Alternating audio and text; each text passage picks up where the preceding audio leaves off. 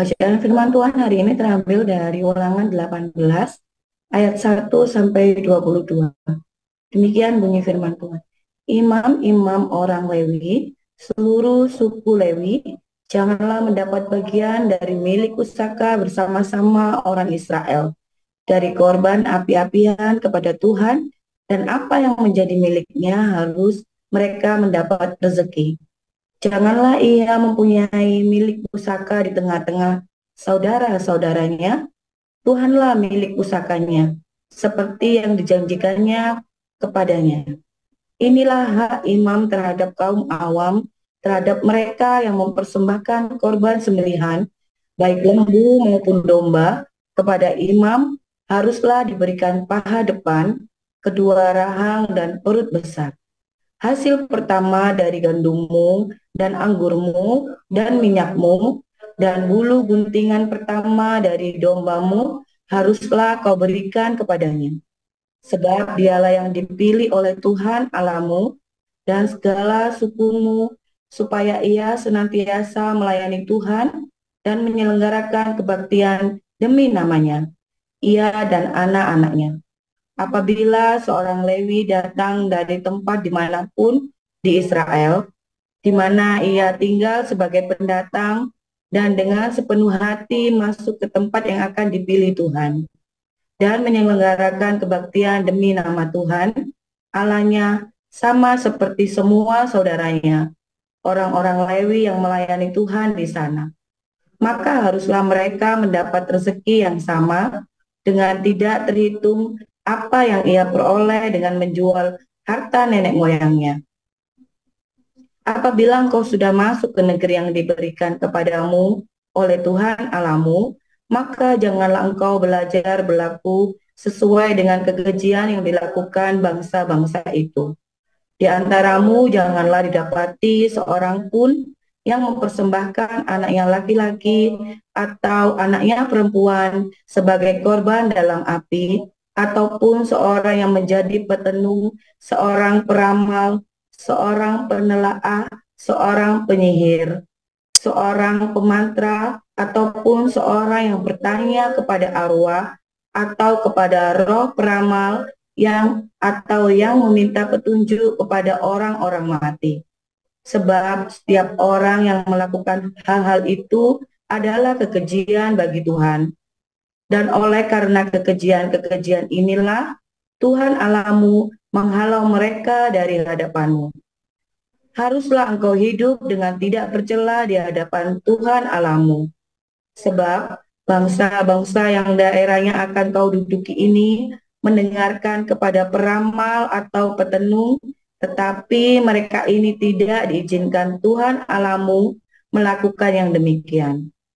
Seorang nabi dari tengah-tengahmu, di antara saudara-saudaramu, sama seperti aku akan dibangkitkan bagimu oleh Tuhan Allahmu. Dialah yang harus kamu dengarkan. Tepat seperti yang kamu minta dahulu kepada Tuhan Allahmu di Gunung Horeb pada hari perkumpulan dengan berkata, tidak mau aku mendengar lagi suara Tuhan Allahku, dan api yang besar ini tidak mau aku melihatnya lagi, tetapi supaya jangan aku mati.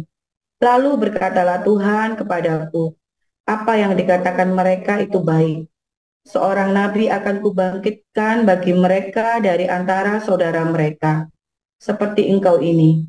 Aku akan menaruh firmanku dalam mulutnya, dan ia akan mengatakan kepada mereka segala yang kuperintahkannya kepadanya.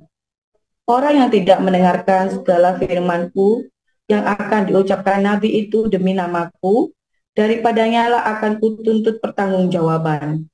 Tetapi seorang nabi yang terlalu benar untuk mengucapkan demi namaku, perkataan yang tidak kuperintahkan untuk dikatakan olehnya, atau yang berkata demi nama Allah lain, nabi itu harus mati. Jika sekiranya kamu berkata dalam hatimu, bagaimanakah kami mengetahui perkataan yang tidak difirmankan Tuhan? Apabila seorang nabi berkata demi nama Tuhan, dan perkataannya itu tidak terjadi dan tidak sampai, maka itulah perkataan yang tidak difirmankan Tuhan. Dengan terlalu berani nabi itu telah mengatakannya, maka janganlah gentar kepadanya. Demikian.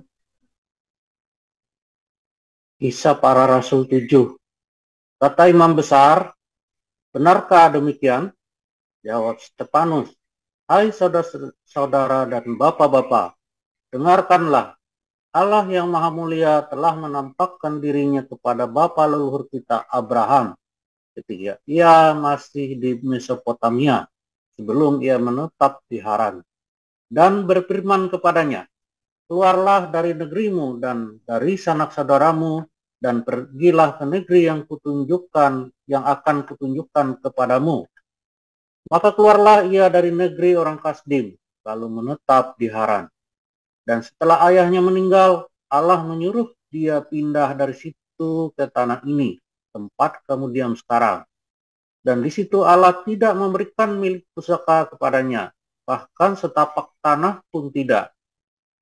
Tetapi ia berjanji akan memberikan tanah itu kepadanya menjadi kepunyaannya dan kepunyaan keturunannya, walaupun pada waktu itu ia tidak mempunyai anak. Beginilah firman Allah, yaitu bahwa keturunannya akan menjadi pendatang di negeri asing dan bahwa mereka akan diperbudak dan dianiaya 400 tahun lamanya. Tetapi bangsa yang akan memperbudak mereka itu akan kuhukum, firman Allah, dan sesudah mereka akan keluar dari situ dan beribadah kepadaku di tempat ini. Lalu Allah memberikan kepadanya perjanjian sunat. Dan demikianlah Abraham memperanakan Ishak, lalu menyunatkannya pada hari yang ke-8. Dan Ishak memperanakan Yakub, dan Yakub memperanakan ke-12 bapa leluhur kita. Karena iri hati, bapak-bapak leluhur kita menjual Yusuf ke tanah Mesir, tetapi Allah menyertai dia dan melepaskannya dari segala penindasan serta menganugerahkan kepadanya kasih karunia dan hikmat ketika ia menghadapi Firaun, Raja Mesir. Firaun mengangkatnya menjadi kuasa atas tanah Mesir dan atas seluruh istananya. Maka datanglah bahaya kelaparan menimpa seluruh tanah Mesir dan Kanaan, serta penderitaan yang besar, sehingga nenek moyang kita tidak mendapat makanan. Tetapi ketika Yakub mendengar bahwa di tanah Mesir ada gandum, ia menyuruh nenek moyang kita ke sana. Itulah kunjungan mereka yang pertama. Pada kunjungan mereka yang kedua, Yusuf memperkenalkan dirinya kepada saudara-saudaranya. Lalu ketahuanlah asal-usul Yusuf kepada Firaun. Kemudian Yusuf menjemput Yakub ayahnya dan semua sanak saudaranya, 75 jiwa banyaknya. Lalu pergilah Yakub ke tanah Mesir. Di situ ia meninggal, ia dan nenek moyang kita. Mayat mereka dipindahkan ke Sikem dan diletakkan di dalam kuburan yang telah dibeli Abraham dengan sejumlah uang perak dari anak-anak Hemor di Sikem. Tetapi makin dekat genapnya janji yang diberikan Allah kepada Abraham, makin bertambah banyaklah bangsa itu di Mesir. Sampai bangkit seorang raja lain memerintah tanah Mesir, seorang yang tidak mengenal Yusuf. Raja itu mempergunakan tipu daya terhadap bangsa kita dan menganiaya nenek moyang kita, serta menyuruh membuang bayi mereka, supaya bangsa kita itu jangan berkembang. Pada waktu itulah Musa lahir dan ia elok di mata Allah. 3 bulan lamanya ia diasuh di rumah ayahnya, lalu ia dibuang. Tetapi putri Firaun memungutnya dan menyuruh mengasuhnya seperti anak sendiri. Dan Musa dididik dalam segala hikmat orang Mesir, dan ia berkuasa dalam perkataan dan perbuatannya. Pada waktu ia berumur 40 tahun, timbullah keinginan dalam hatinya untuk mengunjungi saudara-saudaranya, yaitu orang-orang Israel. Ketika itu, ia melihat seorang dianiaya oleh seorang Mesir, lalu ia menolong dan membela orang itu dengan membunuh orang Mesir itu. Pada sangkanya, saudara-saudaranya akan mengerti bahwa Allah memakai dia untuk menyelamatkan mereka, tetapi mereka tidak mengerti. Pada keesokan harinya, ia muncul pula ketika dua orang Israel sedang berkelahi. Lalu ia berusaha mendamaikan mereka, katanya, "Saudara-saudara, bukankah kamu ini bersaudara? Mengapakah kamu saling menganiaya?" Tapi orang yang berbuat salah kepada temannya itu menolak Musa dan berkata, "Siapakah yang mengangkat engkau menjadi pemimpin dan hakim atas kami? Apakah engkau bermaksud membunuh aku, sama seperti kemarin engkau membunuh orang Mesir itu?" Dengar perkataan itu, larilah Musa dan hidup sebagai pendatang di tanah Midian. Di situ ia memperanakkan dua orang anak laki-laki. Dan sesudah 40 tahun, tampaklah kepadanya seorang malaikat di padang gurun Gunung Sinai. Di dalam nyala api yang keluar dari semak duri. Musa heran tentang penglihatan itu. Dan ketika ia pergi ke situ untuk melihatnya dari dekat, datanglah suara Tuhan kepadanya. "Akulah Allah nenek moyangmu, Allah Abraham, Ishak dan Yakub." Maka gemetarlah Musa dan ia tidak berani lagi melihatnya. Lalu firman Allah kepadanya, "Tanggalkanlah sutmu dari kakimu, sebab tempat di mana engkau berdiri itu adalah tanah yang kudus. Aku telah memperhatikan dengan sungguh-sungguh kesengsaraan umatku di tanah Mesir, dan aku telah mendengar keluh kesah mereka, dan aku telah turun untuk melepaskan mereka. Karena itu, marilah, engkau akan kuutus ke tanah Mesir." Musa ini yang telah mereka tolak dengan mengatakan, "Siapakah yang mengangkat engkau menjadi pemimpin dan hakim?" Musa ini juga telah diutus oleh Allah sebagai pemimpin dan penyelamat oleh malaikat yang telah menampakkan diri padanya di semak duri itu. Dialah yang membawa mereka keluar dengan mengadakan mukjizat-mukjizat dan tanda-tanda di tanah Mesir, di Laut Merah, dan di padang gurun 40 tahun lamanya. Musa ini pula yang berkata kepada orang Israel, "Seorang nabi seperti aku ini akan dibangkitkan Allah bagimu dari antara saudara-saudaramu." Musa inilah yang menjadi pengantara dalam sidang jemaah di padang gurun di antara malaikat yang berfirman kepadanya di Gunung Sinai dan nenek moyang kita, dan dialah yang menerima firman-firman yang hidup untuk menyampaikannya kepada kamu. Tetapi nenek moyang kita tidak mau taat kepadanya, malahan mereka menolaknya. Dalam hati mereka ingin kembali ke tanah Mesir. Kepada Harun mereka berkata, "Buatlah untuk kami beberapa Allah yang akan berjalan di depan kami, sebab Musa ini yang telah memimpin kami keluar dari tanah Mesir, kami tidak tahu apa yang telah terjadi dengan dia." Lalu pada waktu itu mereka membuat sebuah anak lembu dan mempersembahkan persembahan kepada berhala itu, dan mereka bersukacita tentang apa yang dibuat sendiri oleh mereka. Maka berpalinglah Allah dari mereka dan membiarkan mereka beribadah kepada bala tentara langit seperti yang tertulis dalam kitab-kitab Nabi. "Apakah kamu mempersembahkan kepadaku korban sembelihan dan persembahan selama 40 tahun di padang gurun itu, hai kaum Israel? Tidak pernah, malahan kamu mengusung kemah Molok dan bintang dewa Refan, patung-patung yang kamu buat itu untuk disembah. Maka aku akan membawa kamu ke dalam pembuangan sampai di seberang sana, Babel." Kemah kesaksian ada pada nenek moyang kita di padang gurun, seperti yang diperintahkan Allah kepada Musa untuk membuatnya menurut contoh yang telah dilihatnya. Kemah itu yang diterima nenek moyang kita dan yang dengan pimpinan Yosua dibawa masuk ke tanah ini, yaitu waktu tanah ini direbut dari bangsa-bangsa lain yang dihalau Allah dari depan nenek moyang kita. Demikianlah sampai kepada zaman Daud. Daud telah mendapat kasih karunia di hadapan Allah, dan ia telah memohon supaya ia diperkenankan untuk menghadirkan suatu tempat kediaman bagi Allah Yakub. Tetapi Salomolah yang mendirikan sebuah rumah untuk Allah. Tetapi yang Maha Tinggi tidak diam di dalam apa yang dibuat oleh tangan manusia, seperti yang dikatakan oleh Nabi. "Langit adalah takhtaku dan bumi adalah tumpuan kakiku. Rumah apakah yang akan kamu dirikan bagiku? Demikian firman Tuhan, tempat apakah yang menjadi perhentianku? Bukankah tanganku sendiri yang membuat semuanya ini? Hai orang-orang yang keras kepala dan yang tidak bersunat hati dan telinga, kamu selalu menentang Roh Kudus, sama seperti nenek moyangmu, demikian juga kamu. Siapakah dari nabi-nabi yang tidak dianiaya oleh nenek moyangmu? Bahkan mereka membunuh orang-orang yang lebih dahulu memberitakan tentang kedatangan orang benar, yang sekarang telah kamu khianati dan kamu bunuh. Kamu telah menerima hukum Taurat yang disampaikan oleh malaikat-malaikat, akan tetapi kamu tidak menurutinya. Ketika anggota-anggota Mahkamah Agama itu mendengar semuanya itu, sangat tertusuk hati mereka. Maka mereka menyambutnya dengan gertakan gigi. Tetapi Stefanus yang penuh dengan Roh Kudus menatap ke langit, lalu melihat kemuliaan Allah dan Yesus berdiri di sebelah kanan Allah. Lalu katanya, sungguh aku melihat langit terbuka dan Anak Manusia berdiri di sebelah kanan Allah.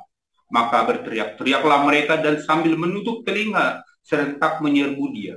Mereka menyeret dia keluar kota lalu melemparinya. Dan saksi-saksi meletakkan jubah mereka di depan kaki seorang muda yang bernama Saulus.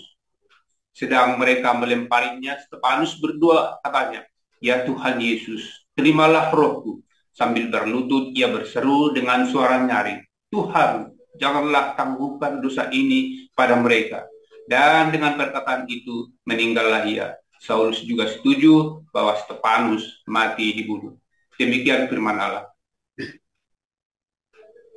Ya, terima kasih para lektor, terima kasih pada Ibu Elia Esther, Pak Enardo, dan Pak Mulya. Kita akan mendengarkan renungan embun pagi oleh Pastor Paul dengan judul Nabi yang dinubuatkan oleh Musa. Silakan Pastor Paul.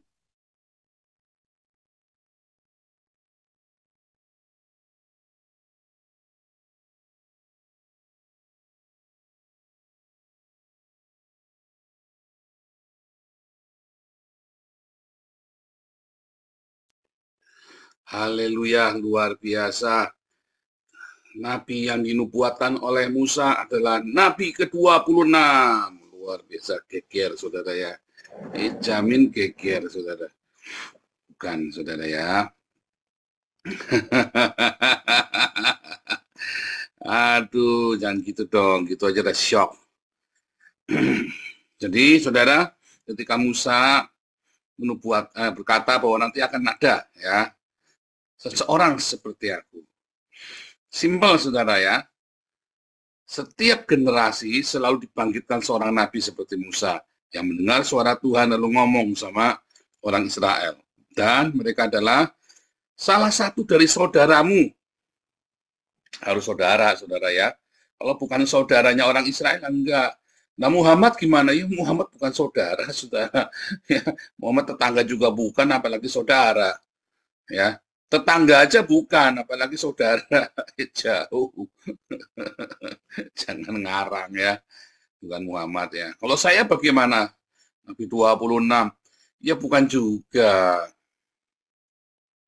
Kan itu ceritanya Nabi bagi Israel. Ya kan? Itu kan di Ulangan, Musa cerita kepada orang Israel bahwa nanti aku akan membagikan seorang nabi bagi kalian, orang Israel, dari antara saudaramu, sesama kalian, dari antara kalian. Jadi tidak mungkin ujuk-ujuk Muhammad ngomong muncul apa saya Muhammad yang di Arab atau saya yang orang Cina ini ngomong, tidak mungkin. Ya, harus saudaranya mereka, kalangannya mereka sendiri. Karena Torah itu adalah bagi internal mereka, orang-orang Yahudi, saudara ya. Jadi jangan ngarang itu ya, si Donditan sama Kainama, siapa lagi itu jangan ngarang, jangan maksa, ya, jangan maksa, jangan ngarang. Nah masalahnya seringkali, ya itu ya, itu kan Muhammad itu ngotot Muhammad. Sejak kapan Muhammad jadi saudaranya orang Israel? Ya kan? Nah karena akhirnya kebongkar semua, Muhammad perintahkan untuk bunuh semua orang Yahudi, saudara. Supaya apa? Supaya dia bisa nipu kalian. Tuh saudara itu, saudara, tapi dibunuh kena mati-mati orang Yahudinya. Ya kan? Malah makin hebat. Wah, ngeri ya, saudara ya. Nah, saudara, ketika Tuhan berkata akan ada dibangkitkan, ya, nabi-nabi seperti seorang nabi. Karena susah mau ngomong apa seekor. Ngomong seekor. Setiap generasi pasti ada seorang nabi, saudara ya. Masa mau seekor nabi begitu, apa sebiji, sebatang nabi ya, seorang ngomong gimana. Tapi di dalam bahasa aslinya ya, maksudnya ada nanti akan ada nabi yang dibangkitkan. Itulah frasa dalam apa namanya bahasa Yahudi. Jangan samakan wah harus seorang berarti cuma satu til-til, bukan. Maksudnya akan ada nabi bangkit. Ya. Dan pada kenyataannya ada banyak nabi ya setelah Musa ya. Barang siapa yang perkataannya, nubuatannya tidak tepat, kamu harus rajam pakai batu. Makanya tidak ada nabi ngaku nabi. Kenapa? Kalau salah ngomong dirajam pakai batu, saudara. Ya. Kalau salah ngomong, nubuatannya nggak terjadi, dirajam pakai batu. Itu Muhammad itu kalau di tengah-tengah orang Yahudi. Kenapa Muhammad itu kemudian dimusuhi orang Yahudi? Nubuatannya meleset terus. Ya dengan sendirinya nubuatannya meleset terus ya. Ya bukan nabi, ya kan? Nubuatannya meleset terus. Ya kan? Nah, jadi dan bukan saudaranya orang Yahudi juga. Jadi nggak mungkin Muhammad yang ngamuk nggak diakui sebagai nabi ya. Kalau saya gimana ya? Saya mau mana orang Yahudi ngakuin saya sebagai nabi? Ya nggak mungkin. Anda kalau ngakuin saya sebagai nabi ya terserah, ya kan? Nggak ada yang maksa juga. Nggak mengakui juga nggak apa-apa. Saya juga tidak akan, awas kamu kalau kamu nggak mengakui saya sebagai nabi, kamu saya korok kamu. Saya juga nggak gitu, saudara ya. Iya kan? Karena tidak ada nabi maksa-maksa ngaku nabi, saudara ya. Aku ini nabi loh. Nggak ada, saudara. Nggak ada nabi ngaku nabi. Ya cuma Nabi 26 sama 25 yang Nabi ngaku Nabi. Ya. Bahkan Yesus pun, kamu Nabi, nggak ngomong apa-apa, saudara. Ya kan? Nggak akan dijawab sama Yesus. Ya Yohanes, ya, apakah kamu Nabi? Bukan. Oh, dibilang Nabi aja nggak mau kok. Kenapa salah ngomong dibabat, saudara. Ya kan? Nah, itu demikian juga dengan kehidupan kita sehari-hari, saudara ya. Minggu kemarin ya, kita belajar tentang penghakiman, tentang perkataan kenabian. Kamu tidak punya karunia kenabian, tapi sok-sok jadi nabi, suka menghakimi orang lain. Terus kamu ketika dibalikan, kan setiap penghakiman yang kamu ucapkan, yang kamu berikan kepada orang lain, takaran yang kamu terapkan kepada orang lain, akan ditakarkan pada kamu balik, saudara. Takaran yang kamu terapkan pada orang lain akan ditakarkan kepadamu.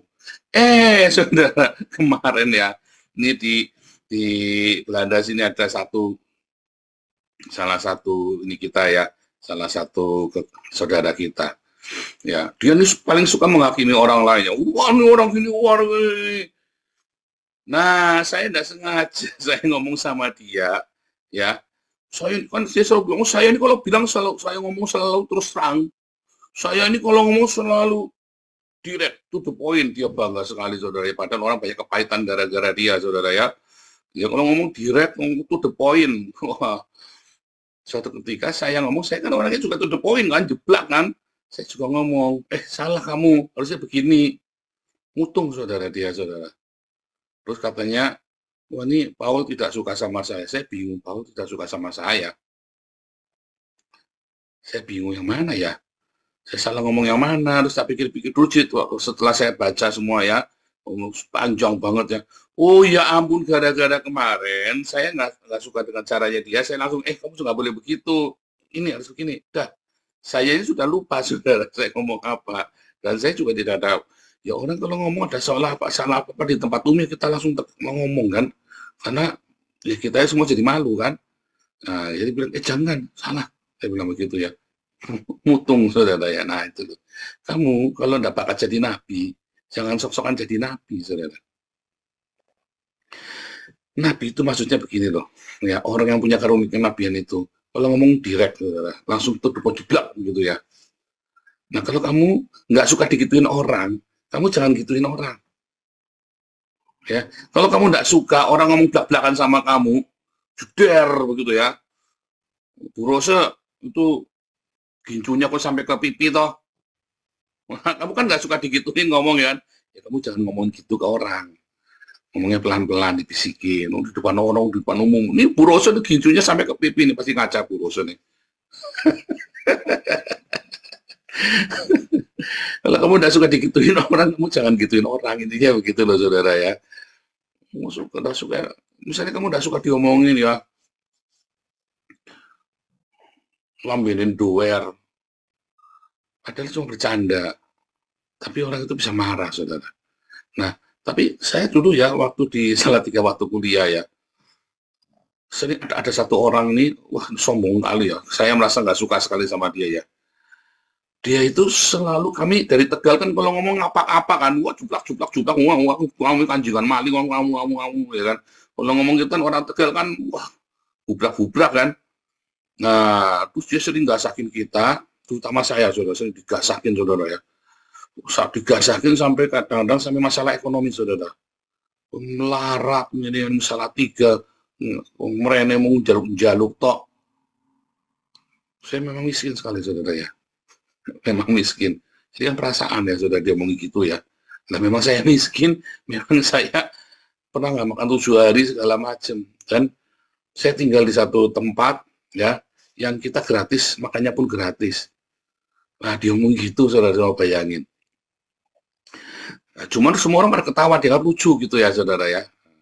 Suatu kita gasak balik orang ini, saudara ya. Tak gasak balik. Ini tiap hari mungkin gasakin kita, orang-orang Tegal digasak sama dia ya, dibully ya. Seperti kalau stand up komedi, dia itu stand up komedi tapi ini ya, apa namanya, mempermalukan kita orang-orang yang dari Tegal ini ya. Suatu ketika saya ngomong, so, jeder gitu ya. Terus orang ini kaget, semua orang ketawa semua, saudara. Orang ini kaget. Orang ini kaget, ngebrak meja begitu ya. Wah, ribut dia. Terus yang lain bilang, ya kamu jangan gitu. Dia kan juga bercanda, dia cuma bercanda, kok nggak usah marah. Wah, tapi tidak kebangetan kamu ngomong, kamu siapa di sini, kamu pendatang begini. Wah, ngomong macam-macam. Nah, itu saudara ya. Pecundang itu begitu. Kamu tidak siap jadi nabi, kamu mengucapkan omongan kenabian kepada orang lain, ketika takaran yang sama dikenakan padamu, kejang-kejang kamu, saudara. Hati-hati, saudara ya. Kalau kamu tidak siap untuk diomongin sama orang dengan cara kamu ngomong, kamu selalu kalau ngomong sama orang, ya ingat-ingat, saudara ya. Kalau kamu mau bicara sama orang, suatu ketika akan ada orang ngomong dengan cara yang sama itu seperti kepada kamu. Oh, kalau saya pasti akan tunda. Kalau memang saya tidak baik, ya harus saya akui, Pak Paulus tidak jalan baik, saudara. Serius, kalau kamu sering mengucapkan cara-cara yang begitu, itu akan balik ke kamu. Entah mengapa bisa balik, saudara. Karma apa? Ya bukan. Tuhan Yesus yang sudah ngomong kok. Ya sebelum Buddha ngomong, Yesus sudah ngomong. Bukan masalah karma, saudara. Ini masalahnya, apapun yang kamu takarkan ke orang, akan ditakarkan balik kepada kamu. Kalau kamu ngomong, jangan sok-sokan jadi nabi. Oh, saya ini punya indera keenam. Ya, minggu kemarin kita sudah belajar ya. Jangan sok-sokan punya indera keenam, saudara. Gundulmu peyang, indera keenam. Nanti begitu indera keenam yang meleset semua, katanya apa ngomong. Saya sering ya, orang-orang bilang punya indera keenam itu meleset semua. Saudara. Makanya ikut kelas profetik ya, supaya tahu belajar bagaimana membedakan suara Tuhan, indera keenam, ya indera suteja, indrayana, dan indera-indera yang lain, saudara ya. Nanti kamu sesama indrawati sama indrayana, kamu nggak tahu bedanya, repot nanti, saudara ya. Ikutin kelas profetik, serius, saudara ya. Jangan-jangan kamu juga nggak punya indera lagi. Repot kamu ngaku nggak punya indera, ngomong-ngomongnya punya indera. Ya, indramu cuma 3, ngaku-ngakunya 6. Repot, saudara. Kamu jadi nakut-nakutin orang. Oh, ini feeling pasti ini. Belum tentu, saudara. Kamu kalau nggak ngerti indera keenam, saya punya indera keenam, akhirnya meleset semua keluargamu jadi korban. Ini feeling, wah saya ini punya indera keenam. Biasanya orang yang sering ngomong begitu, biasanya nggak punya, saudara ya. Biasanya nggak punya, serius. Kenapa? Karena dia berusaha bikin kamu ada capek. Tapi kalau dia benar-benar punya, keluarganya tahu, ya, anak buahnya tahu, saudara. Nggak usah dia ngomong-ngomong. Contoh, saya kalau ngomong mesti tepat, ya. Keluarga saya sudah tahu, anak-anak saya sudah tahu, jadi kalau ngomong sama saya hati-hati. Ya, mereka kenapa? Karena ngomong mesti tepat. Karena itu terbukti berkali-kali. Seorang ayah, jangan ngomongin papa ini punya indera keenam, berarti kamu tidak punya indera keenam. Berarti selama ini kamu tidak dihargai sama anakmu, sehingga kamu harus ngomong begitu ke anakmu. Aku ini punya indera keenam. Kecuali bercanda ya, aku ini punya indera keenam, sebentar lagi ada cecek jatuh. Tuh, kamu nggak tahu ya, kamu yang lempar sendiri cecek ya. Aku ini punya indera keenam, sebentar lagi kamu kejatuhan cecek. Nah, itu hati-hati kalau ada suami ngomong gitu sama istrinya, kamu mau dibalang cecek sama suamimu tuh. Supaya kamu percaya bahwa suamimu punya indera keenam. Kadang-kadang suami-suaminya begitu kok. Jangan, saudara. Kalau kamu tidak punya, jangan. Sebab tidak semua karisma dari seorang ayah, karisma dari seorang pemimpin, ya, melalui indera keenam. Kalau Anda tidak punya, tidak usah. Tidak semua harus dengan indera keenam. Karisma itu tidak dengan indera keenam. Jangan takut, saudara ya. Jangan minder. Kalau kamu tidak ada bakat kenabian, tidak usah. Kalau tidak punya indera keenam, tidak usah pamer-pamer. Nanti malah kamu diketahui, dibisikin indera keenam gundulmu peang. Ya kan? Dibisikin anak buahmu. Kalau saya sama anak buah, saya nggak pakai indera keenam. Kok tahu, Pak? Oh, indera keenam. Oh, enggak gitu, saudara. Ya tahu gimana, saya kan bosnya kamu. Gitu, saudara. Ya tahu, saya bosnya kamu. Informasi saya pasti lebih banyak dari kamu. Tapi sering terjadi, saudara ya. Sering terjadi kalau saya ngomong mesti tepat. Indera keenam bukan, ya nanti diajarin di kertas profetik ya. Apakah indera keenam itu yang dimaksud indera keenam? Mengapa bisa ada suara kenabian? Orang ngomong ya bisa tepat. Nah, saya dulu pernah cerita ya, ada orang, ya dulu saya punya kolega ya. Bukan bos saya, tapi kolega. Dia GM. Sama-sama GM di sebuah perusahaan armada ya. 700 armada, 700 truk yang 20 ton, saudara. 20 sampai 30 ton truknya ini bisa ngangkut. Gede-gede banget ya. Namanya apa, intercooler ya. Truknya namanya intercooler. Nah, saudara, orang ini kalau ada mobil masuk, gubrak, itu kan masuk ke garasi, itu kan masuk ke garasi yang gede banget ya, berapa hektar gitu. Jadi kalau masuk kan gubrak gitu kan. Pasti kan ada lewat tanggul itu. Dia bisa langsung tahu, oh ini si Hotang nih, oh ini si Bunga Mawar, oh ini si Raja Munyuk, oh si ini. Dia bisa tahu, saudara. Dari cara nyetirnya saja dia sudah tahu. Jadi kalau ada, loh, ini isi Nababan belum datang nih. Didengerin, kok belum datang ya, dipanggil-panggil ya, pakai halo-halo. Nababan, datang merapat. Nababan yang mana, Pak? Semuanya ngajak datang semua, Nababan ada 20 orang. Maju semua, Nababan semua. Nababan yang mana? Bingung. Dia bisa tahu. Indra keenam bukannya bukan. Allah bisa karena biasa, karena terlatih.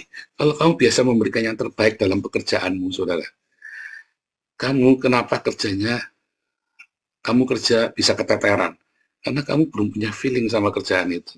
Saya nggak tahu dengan Anda ya. Saya kalau sudah kerja dan saya sudah ngimpi kerjaan itu, pasti sukses, saudara. Pasti jadi. Artinya apa?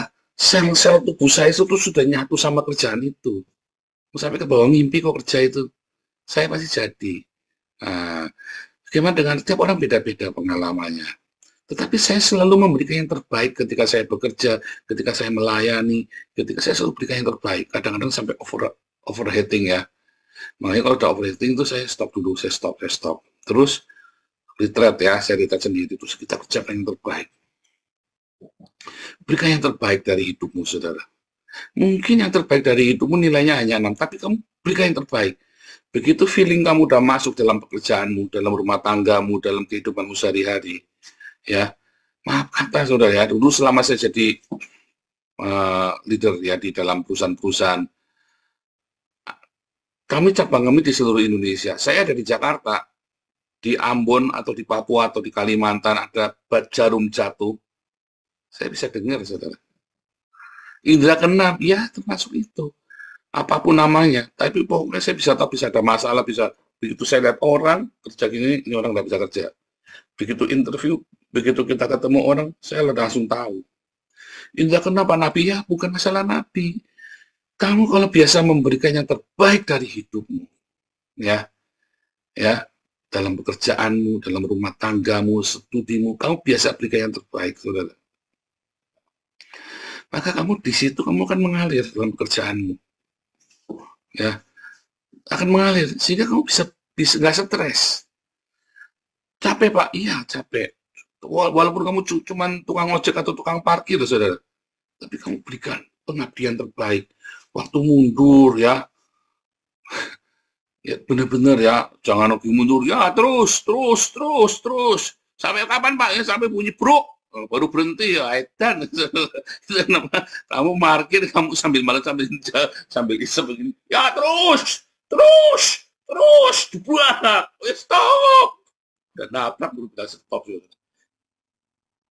Waduh, itu namanya, ya itu tadi, ya itu sudah jadi tukang parkir aja, suruh mundur-mundur, bisa-bisa itu, dia bukannya benar-benar ngapa-ngapain, sepele loh saudara, ya. Dalam bekerja di kantor, ya, Anda kerja jadi pelayan toko, Anda kerja jadi guru, Anda kerja di bank, jadi dokter, apapun, jadi hamba Tuhan, apapun berikan yang terbaik dari hidupmu. Feeling kamu masuk di sana, saudara. Kalau saya, sampai saya ngimpi, pokoknya kalau saya sudah kerja, tak tunggu sampai saya ngimpi. Kalau saya tapeng terus ya. Makanya kalau saya masuk kerjaan baru, saya melakukan sesuatu yang baru, biasanya saya puasa, saudara. Saya puasa, mau tukang parkir puasa, saudara. Kamu pikir tukang parkir itu, kamu, ya, ini contoh, saudara. Kalau kamu jadi tukang parkir, jadi tukang cuci baju, jadi pembantu di rumah, kamu puasa, saudara. Puasa buat orang-orang yang kamu layani. Puasa buat kamu supaya kamu kuat, sehat. Puasa buat orang-orang yang kamu layani, saudara. Berkat Tuhan itu datang tanpa kamu duga. Entah kamu tukang parkir, entah kamu pendeta, entah kamu dokter, entah kamu pengusaha, apapun, entah kamu pensiunan, ya. Apapun yang kamu kerjakan hari itu. Ya, ibu rumah tangga cuman masak, doakan supaya kamu, ya, feeling masakmu dengan cinta, segala sesuatu kamu dengan cinta, baru indera keenammu itu akan muncul. Itu sudah otomatis. Kamu ikut dengan teman saya, lakukan deh. Indera keenam itu udah ujuk-ujuk indera keenam kundur mupe yang adanya indera gunadi, saudara, bukan indera keenam. Ya, makanya nanti belajar kelas profetik, nanti diajarin indera keenam itu apa. Nah, dan bagaimana melatihnya. Semua orang, ya, kalau sudah selalu melakukan yang terbaik dalam hidupnya di bidang itu, saya kalau disuruh nanya, ya, mesin mobil itu, ini rusaknya apa, Pak? Ya enggak tahu, saudara. Tapi kalau kamu tanya tentang saya, ya, tentang pekerjaan saya hari ini jadi hamba Tuhan, begitu saya ngeliat orang ini bagus, Pak. Dulu ya si Raja Uti, ini orang ini bagus. Saya bilang, enggak. Orang ini bagus, enggak. Saya dari nada suaranya, cara ngomongnya, enggak. Coba, ujung-ujungnya duit juga, saudara. Ujung-ujungnya ternyata kelainan juga. Ujung-ujungnya ternyata donasi yang ruwet-ruwet itu. Indra keenam, ya. Orang ini, Pak. Percaya deh. Ya, kita sudah mengalaminya. Nah, ya, berikan yang terbaik dalam hidupmu. Berikan yang terbaik dalam hidupmu. Dan kalau ngomong hati-hati, kalau kamu tidak siap, ya, untuk orang ngomong seperti itu ke kamu jangan ngomong gitu ke orang. Kalau saya siap, saudara, saya ngomong keras ya waktu ya di media sosial, dan saya sudah siap orang ngomongin saya dengan cara yang sama, saudara. Bahkan lebih edan, banyak aku ngomong lebih edan. Tak sekenyutok, kamu nanti dia balas nangis. Saya cuma gitu aja, kamu ngomongin saya macam-macam tak balas, nanti kamu nangis, nanti tak bahas berjilid-jilid, kamu mumet, saya bisa bunuh diri kamu. Nah, kalau kamu tidak siap ngomongin orang, kamu jangan ngomongin orang. Ya, kamu, ini suara kenabian, Pak. Begitu ada orang menyampaikan suara kenabian balik ke kamu nangis, pahitan. Nice. Ya, makanya lakukan yang terbaik dalam hidupmu. Jangan menghakimi.